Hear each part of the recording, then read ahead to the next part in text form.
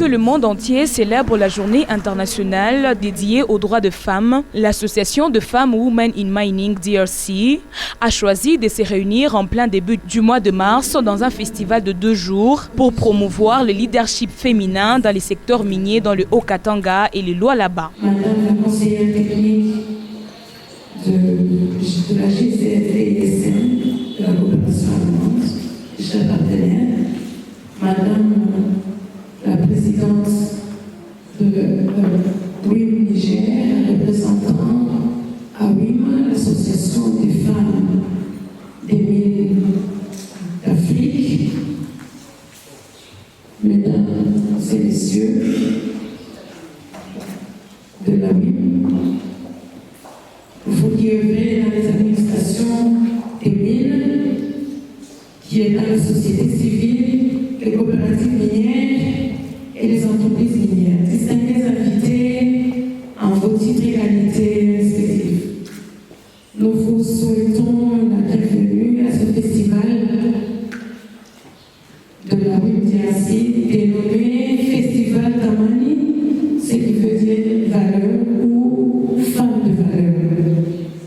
Organisé dans ce programme de Gaboulouche, en partenariat avec la GIZ dans son projet DSM sous le thème le leadership féminin dans le secteur minier de la République démocratique du Congo. Nous sommes très honorés aujourd'hui par votre présence et nous vous remercions de tout cœur. Nous voudrions avant toute chose remercier le Seigneur, notre Dieu, qui nous a donné le souffle de vie aujourd'hui, celui dont tout homme sur la terre tire le souffle de vie, le mouvement est l'être. Monsieur le Président de la Commission responsabilité sociétale des entreprises de la Chambre des mines, Madame la Présidente représentante de la WIM Niger, Madame la Présidente de la WIM DRC, chers partenaires de la WIM, distingués invités en vos titres et qualités respectives. C'est avec un immense plaisir que la GIZ, à travers son projet de développement économique intégré du secteur minier, DSM en sigle, co-organise en partenariat avec la Women in Mining DRC le premier festival des initiatives de leadership féminin dans le secteur minier en République démocratique du Congo, sous le nom de Festival Tamani. Cette activité hors du commun est non seulement une opportunité de collaboration entre ces deux institutions partenaires, mais aussi et par-dessus tout une occasion de valoriser le gender dans le secteur minier en RDC de manière totalement différente et innovatrice. En allant au-delà d'une simple conférence promouvant les droits des femmes dans le secteur minier, mais en touchant cette fois-ci les bonnes actions et les bonnes pratiques des institutions œuvrant dans le secteur.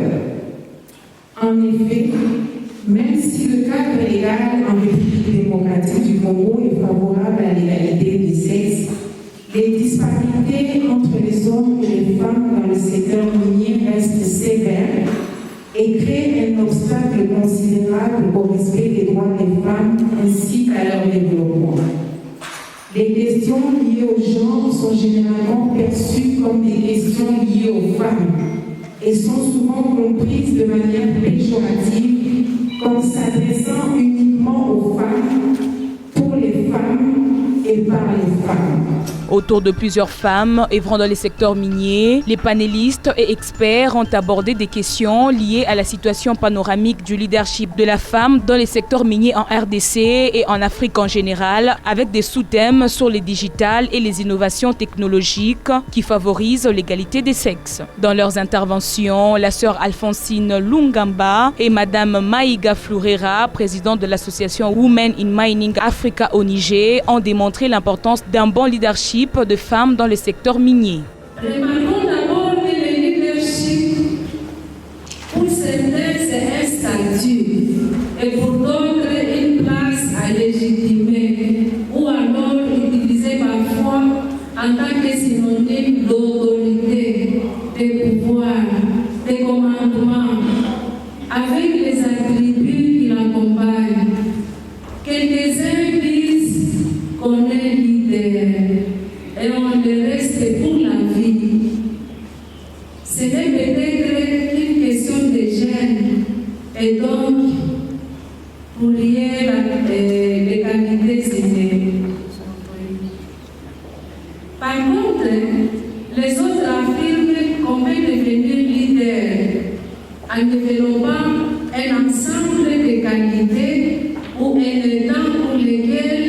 on pouvait être formé par un processus de renforcement des capacités.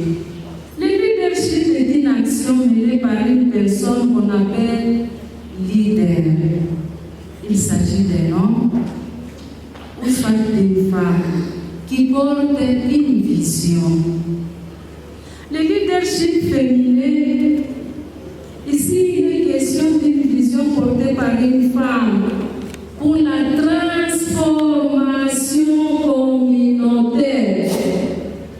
Le leadership féminin est conçu comme la capacité de bouger les choses, d'influencer, de motiver, de diriger, de conseiller, de guider, d'ordonner, d'interdire et même de punir s'il y en a besoin afin d'atteindre efficacement les objectifs communs.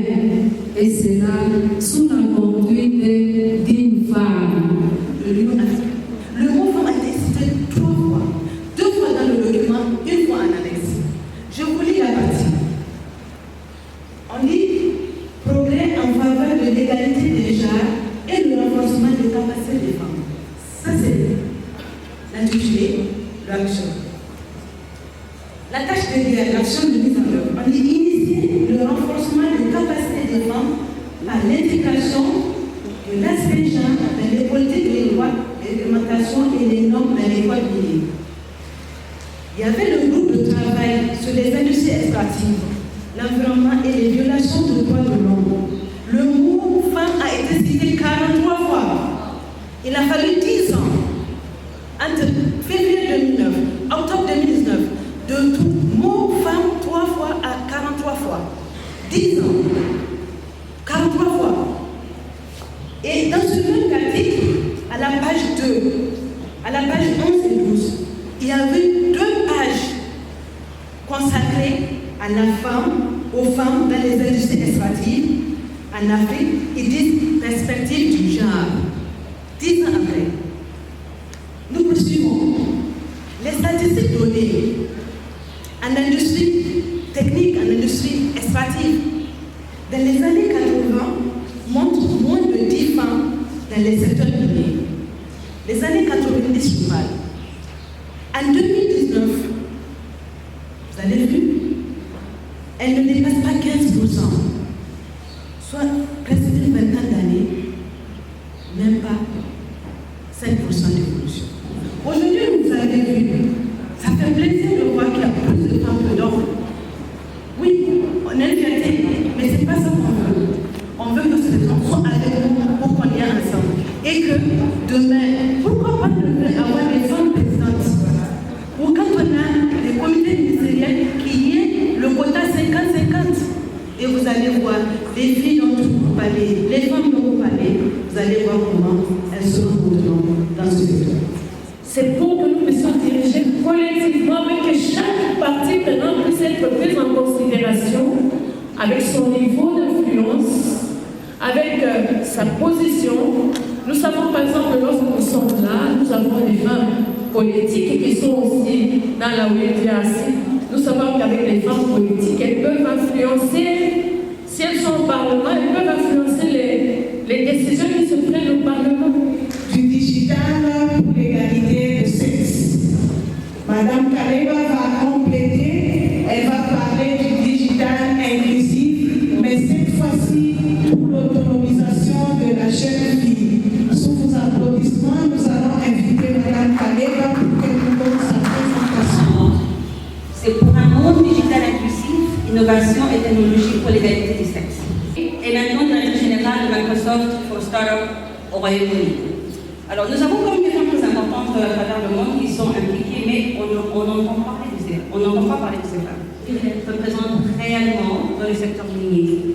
Est-ce que c'est pour accroître la production ou bien c'est pour que la technologie pourra améliorer l'implémentation de politiques de RSE?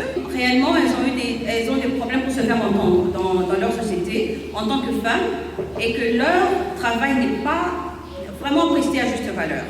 Et par conséquent, même le salaire ne suit pas. Le deuxième problème, c'est très peu sont encouragés à pouvoir renforcer leurs capacités. Et aussi, nous avons des traditions, des préjugés sexistes conscients ou inconscients. C'est une initiative mondiale de l'ONU Femmes pour faire appliquer les principes de l'autonomisation des femmes dans les entreprises.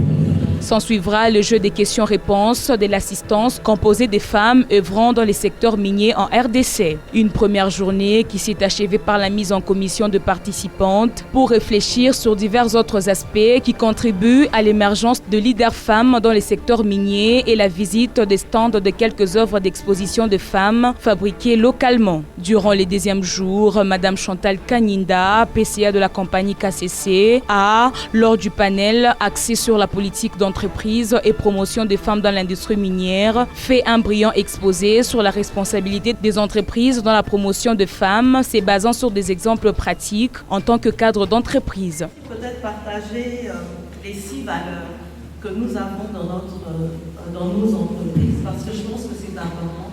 Ce sont des valeurs qui nous permettent d'aller de l'avant. Donc nous avons la sécurité, très importante, que nous soyons dans le monde industriel, que nous soyons dans l'artisanat, que nous soyons dans le secteur public.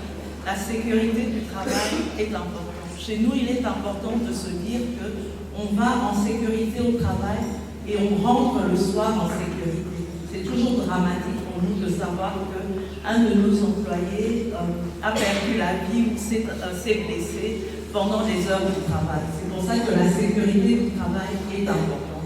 La deuxième valeur, c'est l'intégrité. Et l'intégrité, c'est une de mes valeurs préférées. Et dans notre société, c'est de faire, même quand c'est difficile, il faut faire ce qui est bien. Et c'est important parce que je me dis toujours qu'en tant que femme, nous avons le devoir de faire ce qui est bien. Je ne dis pas que les hommes doivent faire ce qui est mal, il y a quelques hommes dans la salle, mais ce que je veux dire, c'est que nous sommes les éducatrices, nous sommes celles qui portons des enfants, nous sommes celles qui apportons quelque chose dans la société, quelque chose de différent. Donc nous devons le faire bien. Et dans notre travail, soyons intègres, parce que ce sont des valeurs qui vont vous permettre d'aller beaucoup plus loin dans la vie. Vous pouvez être très intelligente, vous pouvez être très belle, mais si vous n'êtes pas intègre, c'est difficile pour vous d'évoluer. Vous allez peut-être évoluer, mais vous allez évoluer en cassant la chaise de l'autre pour que l'autre ne puisse pas avancer, mais quelque part, ça finira par vous rattraper quelque part. Donc l'intégrité, aussi bien dans l'honnêteté, aussi bien dans le vol, aussi bien dans le matériel qui vous est donné d'entretenir, je pense que c'est important. Donc je pense tout simplement que c'est le respect que l'on doit inspirer, qui fait que quand je suis autour d'une table, on me voit pour ce que j'ai dans la tête et pas pour le reste. Et je pense que ça, ce sont des choses aussi, mesdames, qui sont importantes en fait. D'accord? Serviable, il n'y a pas de problème, mais serviable avec respect. Ma sœur, elle a parlé du leadership, mais dans ce cadre, j'ai vu qu'on était en train de parler de leadership femmes et mines. Elle a parlé beaucoup plus du leadership en général et elle n'a pas mis l'accent.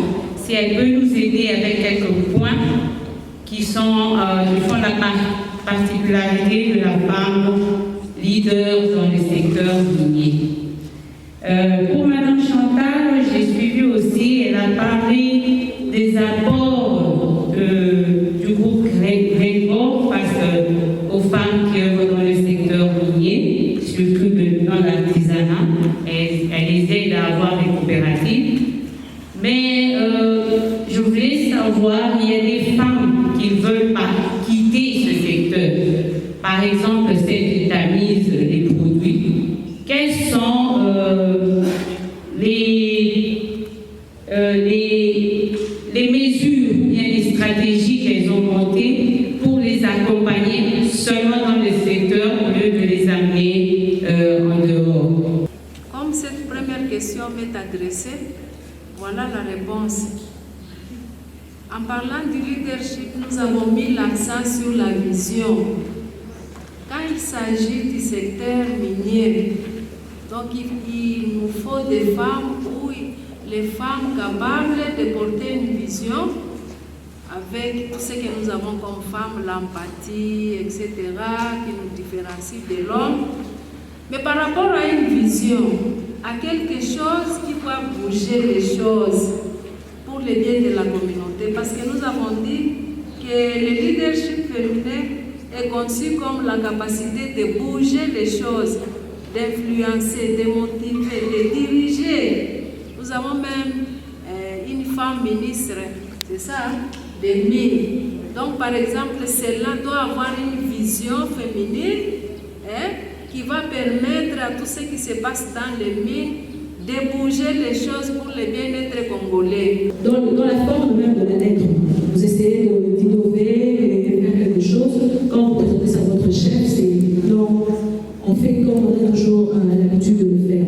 À la fin, moi, j'ai souffert beaucoup de frustration dans mon travail à cause de cela, et ça m'a refroidi. Du coup, je ne prenais plus les initiatives parce que j'estimais qu'on me dira non à tout moment. Alors, au moment où vous avez essayé de surmonter cela, parce que moi, je sens des choses par moment, mais je ne sais pas les ressentir parce que je vais essuyer un non parce qu'on le fait toujours comme ça. Je ne sais pas exactement dans quel environnement vous travaillez. Je comprends votre frustration. Peut-être faites ce qu'on vous demande de faire tellement bien, exceller même, pour qu'un jour votre chef vous dise même, mais vous commencez une conversation avec lui, et c'est à ce moment-là que vous pourrez peut-être lui apporter un changement. Mais je comprends votre frustration, ce n'est pas facile, mais j'ai presque envie de vous dire, travaillez encore mieux, donnez encore le meilleur de vous-même, et je suis sûre que cette confiance fera que votre chef commencera à vous regarder différemment. Comment pouvez-vous apprécier un leader ou découvrir un leader avec une capacité innée et un leader avec une capacité acquise ou apprise? Tout à l'heure, dans mon discours, en fait, dans ma présentation, je vous ai parlé, on a pris un peu l'exemple de WhatsApp et tout. Si on prend dans l'industrie, par exemple, j'avais parlé de l'adaptation de l'outillage. L'outillage, tout à l'heure, je vous ai parlé avant que Madame Chantal me parle. J'étais contente parce que je me dis, on dirait qu'elle était là quand je parlais, quoi. On a parlé des femmes qui conduisent des dampeurs. Ça change. On n'est plus à passer des vitesses. Il faut penser femme. Il faut penser. Et ce que je vous ai dit, je disais que s'il y avait une femme dans la chaîne de production de ces engins, il y aura cette petite touche féminine qui va avoir. Et c'est quoi cette touche féminine? Au lieu d'avoir des engins manuels, il faut aller sur les engins automatiques. Ça, c'est un. On a parlé tout à l'heure aussi, elle avait donné un exemple, quand elle est partie visiter sa direction mécanique, elle a demandé le nombre de femmes qu'il y en a. On lui a dit, il y en a très peu. Mais ils n'ont pas donné le chiffre. Pourquoi? Parce qu'il y avait des outillages qui sont compliqués, parce qu'il faut une force physique. Ce n'est pas une raison. Aujourd'hui, la technologie bouge à tous les niveaux. C'est quoi? Cet appareil peut être adapté automatiquement. La femme vient, elle touche l'appareil, ça coupe, elle prend, elle casse, elle travaille. Il est difficile de retrouver, comme je te le disais tout à l'heure, les femmes qui sont en train d'émerger ou d'être encouragées. Pour moi, je me dis, je viens de trouver, parce que j'avais encore une autre réunion, parce que le thème déjà nous compliqué pour les exposer. Vous venez de nous montrer qu'il y a quand même 2 femmes congolaises qui sont en train de se battre en ce qui concerne la nouvelle technologie. Alors, je voudrais demander, dans le secteur minier, par exemple, c'est vrai que nous avons dit qu'il y a des femmes ingénieures et tout ça. Est-ce que nous avons des femmes qui ont émergé en ce qui concerne la nouvelle technologie? Si j'ai bien suivi votre exposé sur, je pense, l'apport de la technologie dans les secteurs miniers, vous êtes plus focalisé aux femmes, c'est vrai, africaines, mais je n'ai pas vu spécifiquement des femmes congolaises. Mais je sais qu'aussi en RDC, on a Lady Clémentine, qui est une femme, une très jeune femme d'ailleurs, qui a fait une application qui est capable de reconnaître les médicaments périmés. Et les médicaments, c'est utilisé partout, même dans les secteurs miniers. On a Madame Joséphine Désé qui a fait une application SOS Mama qui lutte contre la mortalité infantile. Cette application est liée à un bracelet qui contrôle les signes vitaux des femmes enceintes. Et je pense que c'est un grand apport qui peut être mis aussi au service du secteur minier, parce que même dans les secteurs miniers, on a des femmes et on a des mères. De représentation des femmes qui doivent être identifiées dans ce domaine. En parlant de ceci, je suis en train de répondre un peu directement à la deuxième question, mais c'est des recherches qu'il faudra faire. Et ce que j'ai présenté tout à l'heure, c'est réellement un échantillon, mais je peux vous rassurer qu'il y a des femmes qui sont impliquées dans la technologie aussi dans le secteur minier. En tant que jour de clôture, la deuxième journée avait au programme un spectacle fashion, chant et sketch qui a permis de détendre l'assistance avant la remise de prix aux participantes.